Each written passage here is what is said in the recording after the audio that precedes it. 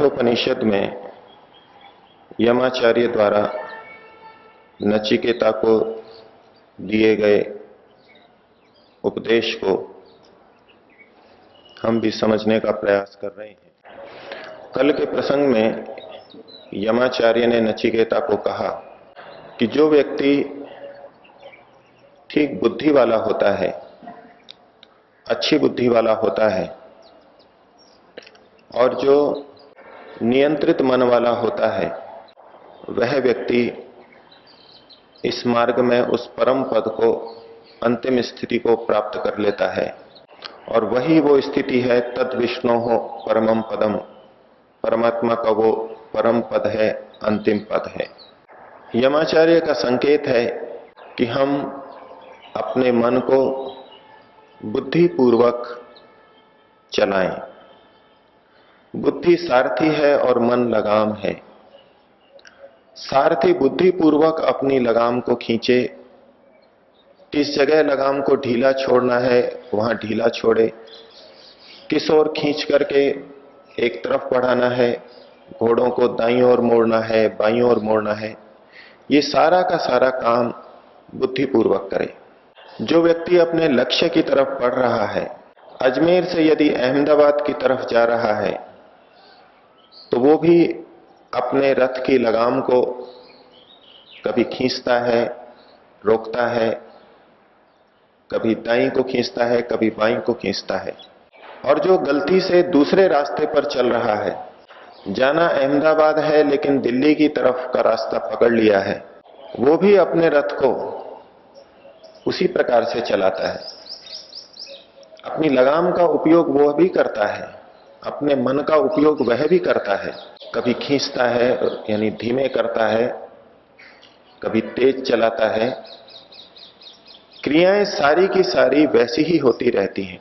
अगर किसी भी तरफ हमको प्रगति करनी है, चाहे वो अध्यात्म की हो चाहे लौकिक हो, मन को तो उसी प्रकार खींचना होता है, छोड़ना होता है। मन रूपी लगाम से इंद्रियों को नियंत्रित करना होता है, उसको चलाना होता है। लेकिन फिर भी सबसे बड़ा अंतर यह है कि एक सारथी ये समझ रहा है कि हमारा लक्ष्य इस मार्ग से प्राप्त होगा, और दूसरा सारथी समझ रहा है कि हमारा लक्ष्य इस रास्ते से प्राप्त होगा। श्रम, पुरुषार्थ, समय सब कुछ वैसा का वैसा लग रहा है, लेकिन अंतर है सारथी का, सारथी की समझ का, कि हमारा लक्ष्य किस तरफ है, कौन सा रास्ता हमारे को लक्ष्य की तरफ ले जा रहा है। इसलिए सारथी का, बुद्धि का ठीक होना सबसे अधिक महत्व रखता है। और इसीलिए हमारे यहां पर गायत्री मंत्र की सबसे अधिक महत्ता स्वीकार की गई है। गायत्री मंत्र को महामंत्र कहा गया है, जिसमें कि शुद्ध बुद्धि की कामना परमात्मा से की गई है। तो कल के प्रसंग में यमाचार्य ने बता दिया रास्ते का अंतिम पार, अंतिम स्थिति वह परमात्मा है और वही परम पद है। लेकिन वो रास्ता किस किस जगह होकर के गुजरेगा, बीच में क्या क्या चीजें आएंगी, किस क्रम से हमको उस अंतिम लक्ष्य तक पहुंचना है, उसका परिचय कराते हुए अगले श्लोक के अंदर कहते हैं, इंद्रियेभ्यः पराह्यर्थः अर्थेभ्यश्च परम मनः, मनसश्च परा बुद्धिः, बुद्धेरात्मा महान परः। और अभी रास्ते का वर्णन पूरा नहीं हुआ तो अगले श्लोक में कहा, महतः परम अव्यक्तम अव्यक्तात् पुरुषः परः, पुरुषान्न परम किंचित सा काष्ठा सा परागति। कहते हैं कि इस मार्ग में सबसे पहले इंद्रियां आएंगी, और इंद्रियेभ्यः पराह्यर्था, इंद्रियों के बाद में इंद्रियों से परे, इंद्रियों से सूक्ष्म जो चीज आएगी वो आएंगे अर्थ, अर्थात संसार के विषय, शब्द, स्पर्श, रूप, रस, गंध वाले विषय। इंद्रियेभ्यः पराह्यर्था, इंद्रियों के बाद में, इंद्रियों के परे, इंद्रियों से सूक्ष्म अर्थ आएंगे। अर्थेभ्यश्च परम मनः, और जब रास्ते में आगे बढ़ेंगे तो अर्थ के बाद में फिर मन आएगा। आपको मन पर केंद्रित होना पड़ेगा। सामान्य व्यक्ति सबसे पहले इंद्रियों के ऊपर केंद्रित रहता है। इंद्रियों से उसको जो सुखद लगता है उसको अपनाता है, जो दुखद लगता है उसको छोड़ने का प्रयास करता है। उसका केंद्र, उसका चिंतन अपनी इंद्रियों पर केंद्रित रहता है। तो पहले तो इंद्रियों को समझो, इंद्रियां क्या हैं, कैसी हैं। ये अध्यात्म के मार्ग में पहला कदम है। और अगला कदम है वो विषय जिनको की इंद्रियां प्राप्त करती हैं, शब्द, स्पर्श, रूप, रस और गंध। इंद्रियों का विषय छोटा है। जो स्थूल इंद्रियां हैं, इंद्रियों के गोलक हैं, उनका विषय छोटा है। उदाहरण के लिए नेत्र को लें तो नेत्र की संरचना, नेत्र की क्रिया एक सीमित है, हम जान सकते हैं उसको। लेकिन नेत्र के द्वारा जिस अर्थ को हम पाते हैं, जिसको हम देखते हैं, उसकी कोई सीमा नहीं है। कितनी वस्तुएं हैं जिनको हम एक अपने नेत्र के द्वारा, दो नेत्रों के द्वारा देखते हैं। नेत्रों को जानना, समझना आसान है, अल्प श्रम साध्य है। लेकिन ये इंद्रियां कहां कहां जा सकती हैं, नेत्र से क्या क्या देख सकते हैं, और नेत्र से जिसको देख रहे हैं उनके क्या क्या स्वरूप हैं। नेत्र रंग को, रूप को देखते हैं तो रंग कितनी तरह के हैं। मोटे तौर पे हम 3 रंगों से सभी रंगों की उत्पत्ति स्वीकार करते हैं। उनसे 7 रंग बन सकते हैं। इंद्रधनुष में रंग स्वीकार किए गए। लेकिन एक एक रंग के जो तरतम भेद हैं, थोड़ी थोड़ी सी भिन्नता है, उसके आधार पर रंगों की गणना करने लगे तो असंख्य रंग होते हैं। तो दूसरा विषय बनता है इंद्रियों के बाद में अर्थों का, और अर्थ का विषय निश्चित रूप से इंद्रियों से व्यापक है। श्रवण इंद्रिय छोटी सी है, लेकिन उससे हम क्या क्या सुन सकते हैं, कैसे कैसे सुन सकते हैं, कितनी तरह की ध्वनियां हो सकती हैं, कितने तरह के अक्षर, शब्द हो सकते हैं, ये बड़ा व्यापक विषय है। तो इंद्रिय भय पराह्यर्था, इंद्रियों से परे अर्थ हैं, उनके विषय हैं। रास्ते का अगला पड़ाव अर्थ आएगा, अर्थों पर केंद्रित होंगे।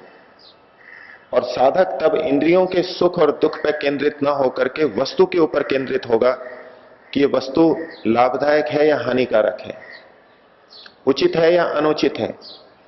अब वो इंद्रियों को केंद्रित होकर के विषयों की तरफ प्रवृत्त नहीं हो रहा है। एक कदम उसने आगे बढ़ाया कि ये अर्थ, ये वस्तु, ये भोग्य पदार्थ ठीक है या नहीं है। अब उसके विचार का केंद्र वो अर्थ, वो वस्तु बन गया है। ये दूसरा पड़ाव हुआ। आगे कहा अर्थेभ्यश्च परम मनः, और अर्थ से परे, इन विषयों से परे क्या है, तो तीसरा पड़ाव मन आएगा। एक सीमा तक व्यक्ति वस्तुओं को देखेगा, समझेगा, ये वस्तुएं नित्य सुखदायी नहीं हैं, दुख भी देती हैं, क्षणिक हैं। जिस परम सुख को मैं पाना चाहता हूं वो इन वस्तुओं से नहीं मिल सकता। और इस संसार के सब जंजाल से बच करके, इस सारे संसार के विषयों में घूम के उसको ये प्रतीत हो जाता है कि इनमें घूमते रहने से मुझे वो शांति नहीं मिल सकती जिसे मैं चाहता हूं। और इस संसार में अर्थ में रहते हुए भी, रमण करते हुए भी मुझे सुख नहीं मिल पा रहा है।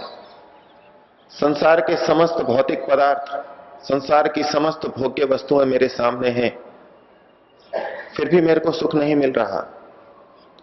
अर्थात इससे परे कोई और तत्व है जिसके न जानने से, जिसके न समझने से, जिसके नियंत्रित न रहने से ये अर्थ, ये इंद्रियां भी मुझे सुख नहीं दे पा रही।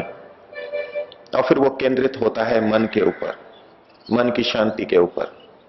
उसे इस बात का बोध होता है कि मन की चंचलता के रहते मैं संसार के सुख भोगों को नहीं भोग पाऊंगा, संसार के सुखों को भी ठीक ढंग से नहीं ले पाऊंगा, ये अनुभव होने लगता है। यद्यपि अभी भी वो संसार में रमण कर रहा है, संसार की वस्तुएं उसे प्रिय लग रही हैं, लेकिन उनको भी अच्छी तरह से भोगने के लिए मन का शांत और एकाग्र होना आवश्यक है।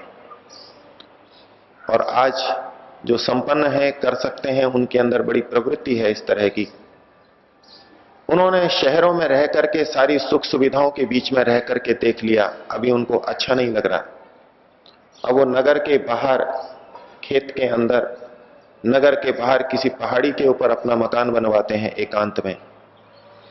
शहर में रहते हैं तो समय निकाल के समुद्र के किनारे जाते हैं, कहीं जंगल में जाते हैं, किसी घाटी में जाते हैं, एकांत में रहने का प्रयास करते हैं।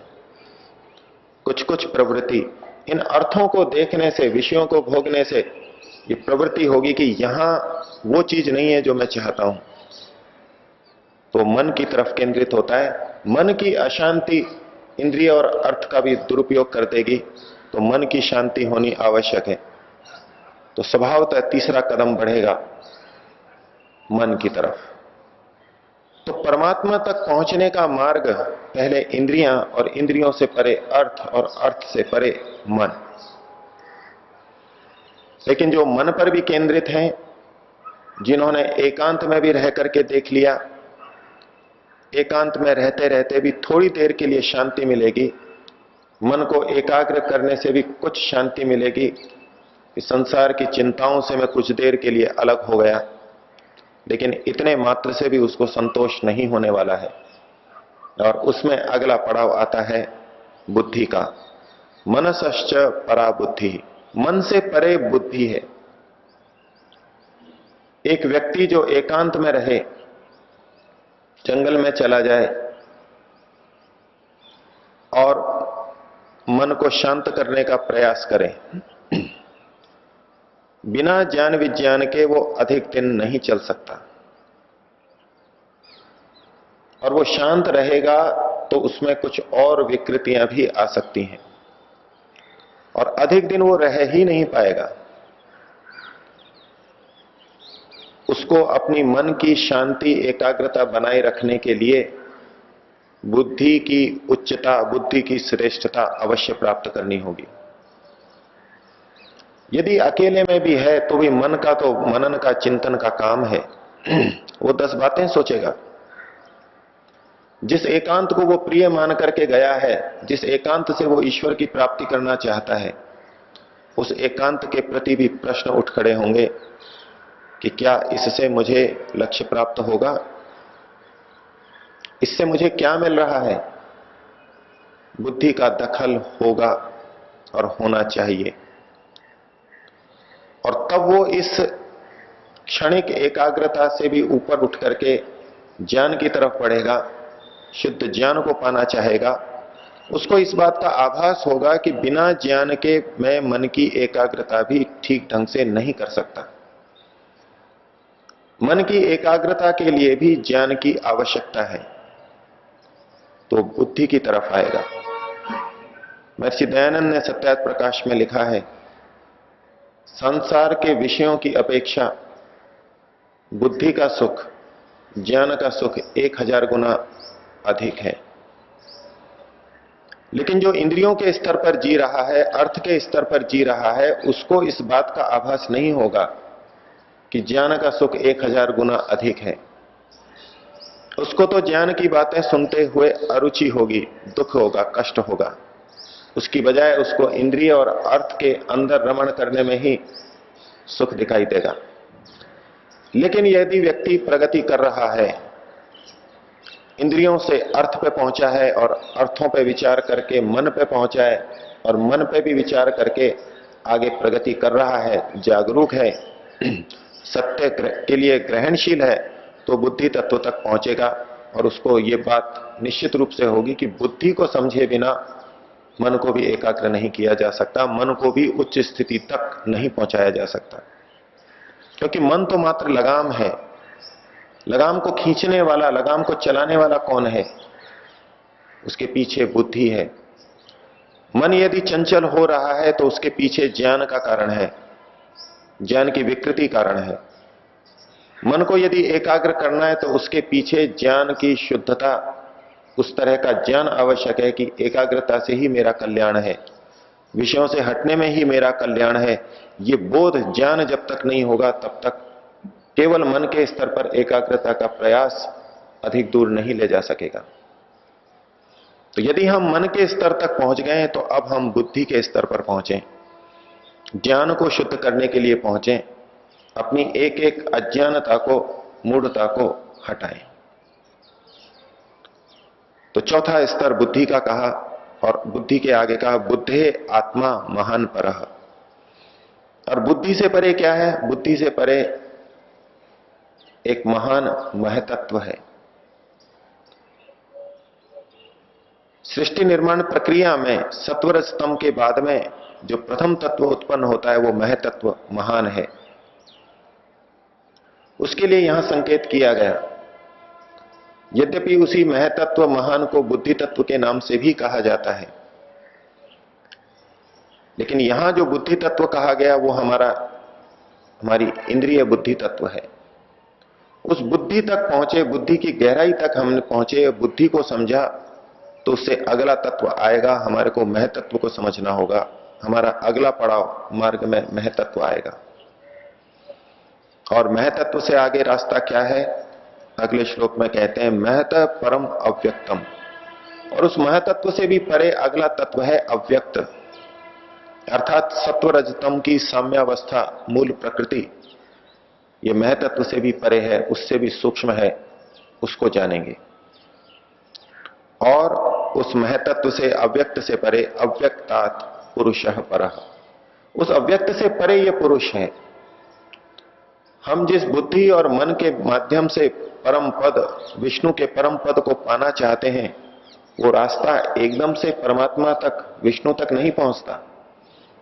हमें इस क्रम से बढ़ते हुए जाना होगा। रास्ते में ये सब चीजें आएंगी। तो महतत्व से परे मूल प्रकृति, और मूल प्रकृति से परे वह परमात्मा प्राप्त होगा। प्रश्न उठेगा कि क्या परमात्मा से परे भी और रास्ता है? परमात्मा से भी परे कुछ है? तो अगली पंक्ति में कहा पुरुषात् न परम किंचित। पुरुष से परे, पुरुष से सूक्ष्म, पुरुष से आगे इस मार्ग में और कुछ नहीं है। ये अंतिम पड़ाव है। सा काष्ठा, वही पराकाष्ठा है, अंतिम लक्ष्य है, अंतिम पड़ाव है। सा परागति, वही हमारी सबसे बड़ी गति है। परमात्मा तक पहुंच गए तो अंतिम लक्ष्य तक पहुंच गए। तो अध्यात्म साधना का मार्ग किस ओर से बढ़ेगा, किस तरह से एक एक चीज को हमको करते हुए आगे चलना होगा, वो इन दो श्लोकों के अंदर यमाचार्य ने बताया। हम यदि ये विचारधारा बना लें कि सीधे ही हम परमात्मा तक पहुंच जाएंगे, तो ये संभव नहीं है। रास्ता है तो उसके रास्ते के अनुरूप चलेंगे तो ये सब पड़ाव आएंगे, और एक एक पड़ाव के माध्यम से हम देख सकते हैं कि हमारी प्रगति अभी कहां है। हम इंद्रिय के स्तर पर जी रहे हैं, या वस्तुओं के अर्थ के स्तर पर जी रहे हैं, या मन के स्तर पर जी रहे हैं, या बुद्धि के स्तर पर जी रहे हैं, या महतत्व या प्रकृति के स्तर पर जी रहे हैं।